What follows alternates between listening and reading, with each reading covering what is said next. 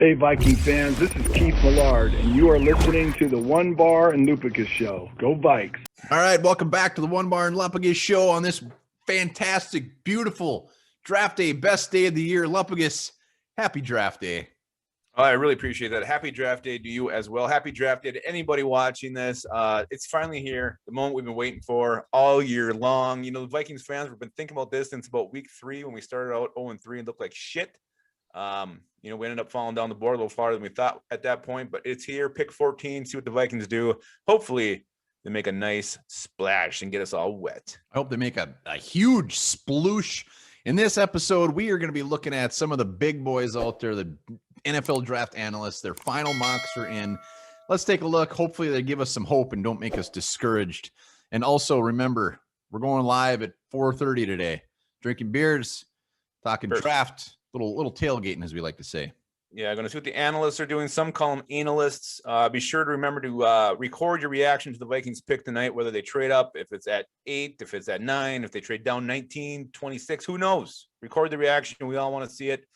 I want to see some real true anger and real true excitement. All right. Raw emotions. Yes, raw is the key word here. Let's start perusing around these big boys and see who they have in our final mocks. And let's start off with one of my favorites. I don't know where he ranks in yours. Daniel Jeremiah. I'm a pretty big fan of him. It's hard not to like Daniel Jeremiah. And even when he comes out with his mock, he's kind of like very humble about it, not very sure, not very certain. So you love that about him. And just it wasn't that long ago. He was just kind of the guy that they threw on like in the late round coverage, you know, and then he kind of worked his way up. So I love Daniel Jeremiah. All right. Well, you're not going to love him after this because his final pick has us taking Jalen Phillips, edge rusher from Miami, which Lupicus and I are not fans of. He has us passing on Micah Parsons, Elijah Vera Tucker, Kwity Paye. Very realistic, but not great. Yeah, let's get into the consensus of all of them before we delve into them, right? Is that the plan? So I can only assume he's not the only Phillips out there. I think you're assuming properly. Let's go to the next one. Jordan Reed of the Draft Network. Again, a favorite. I believe he's quite the Vikings fan and usually is pretty damn good. And at 14, he has the Vikings taking Elijah Vera Tucker. And he has them passing on Parsons, passing on Jalen Phillips as well. Okay. Interesting. Next up, Ryan Wilson of CBS. He has the Minnesota Vikings taking, drum roll, please. Oh, God. That's a horrible drum roll. He has the Vikings actually trading back with the Washington football team, which is definitely on the table because Trey Lance is on the board. They trade up. Vikings going back to 19 and getting Elijah Vera Tucker. Okay. And next up, Mel Kiper. He has the Vikings staying there. Christian Darrisaw. Okay. Todd McShay, Jalen Phillips. And we'll throw a PA in there from K-Fan. He's usually pretty good at this, especially when it comes to the Vikings. And he has just taking Elijah Vera Tucker with the caveat that if Justin Fields is on the board, that the Vikings will take Justin Fields. Yeah, so just doing a quick little score. Looks like 3 for Vera Tucker, 2 for Jalen Phillips, 1 for Darrisaw. Couple trade options there. Justin Fields. Interesting that PA would say that about Justin Fields. He usually is in the know. I believe he even called Anthony Barr way back when no one believed that was going to happen.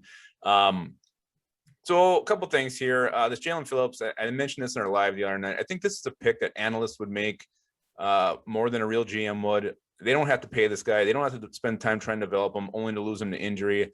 I think when you're looking at it from a GM's perspective, I think there's just too much risk there. But I think that's something these draft analysts are overlooking right now. So the Phillips talk, well, it does worry the shit on me. In fact, that's my number one thing I'm rooting for tonight is to not take Jalen Phillips. I just don't think the Vikings are going to do it. I really don't.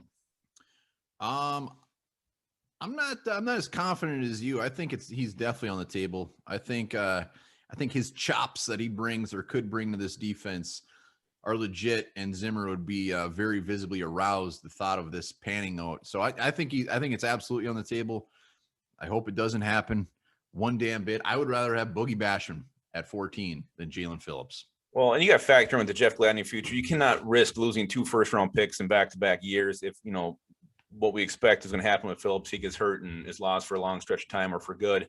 So I got to factor that in as well. But let's go back. I mean, Vera Tucker at this point, if we took him and Phillips was the option, I would breathe a sigh of relief that it's not Jalen Phillips. I'm not a huge Vera Tucker fan. I don't like his functional strength. I think he needs to get stronger at the point of attack. So I just feel like he's one of these linemen we already have that gets pushed back and around, but everybody seems to love him. I don't see it, but again, if it came to him or Jalen Phillips, I'm going Vera Tucker all day long. And getting him back at 19 would be much more tasty than taking him straight up at 14.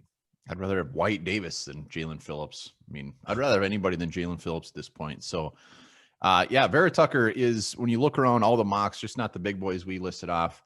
When it comes to mock draft world, he seems to be the guy. It's always him or Darisaw, really, and seems to be a lot of chatter around that the Vikings absolutely love Vera Tucker.